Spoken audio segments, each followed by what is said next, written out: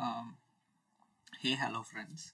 So this is the continuation of part 1 and this will be called as part 1A because here I don't have much things to discuss. I have a very basic thing which I am going to show you. This is like how to reuse a property multiple times. So this is how we can write a reusable property. You can give here like clock, condition, signal value and kill.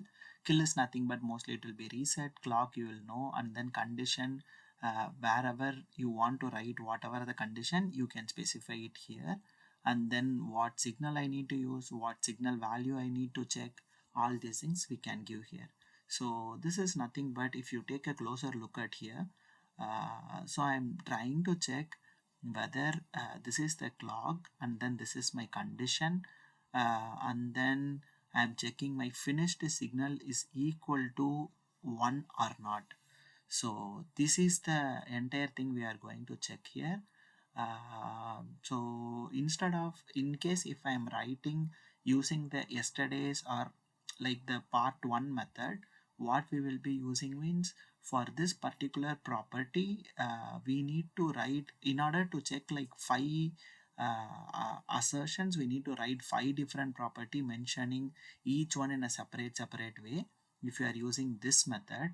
But this method will eliminate that problem, and just by writing one property we can reuse it for the multiple time. So I have given you a homework. So this particular property which I am using is checking the output, because in our FSM finished is the output. So we are keep on trying to check whether my finished is 1 or not. The finished should become 1 only in when it reaches state 3. That's what we have written. We can also verify this, and similar way you can check for uh, whether the, because of state S0 it's going to S1 or S1 it is going to S2 or not. So these kind of checks we can do.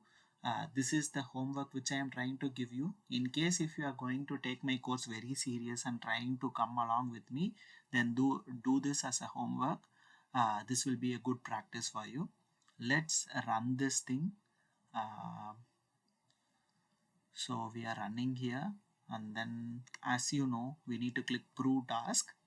If you click the prove task, this all will be passing here. Let's for understanding, let's delete this thing and let's make like my finished should be 1, and we will rerun this. Definitely there should be some assertion which is going to fail.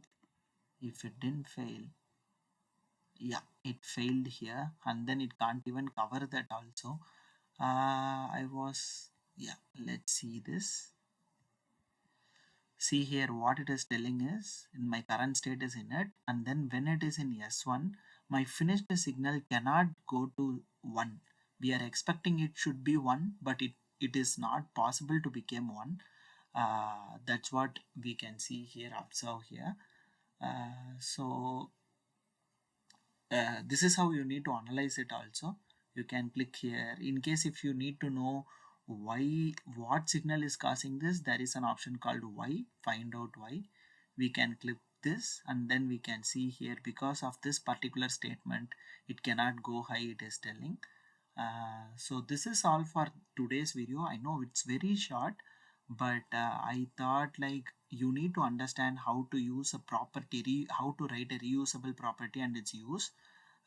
Mainly this is easy to read, and then we can write like multiple properties, just multiple assertions just based on a single property. This will be useful in multiple places along your work, along this course also. So knowing this in the start will be really helpful for you guys.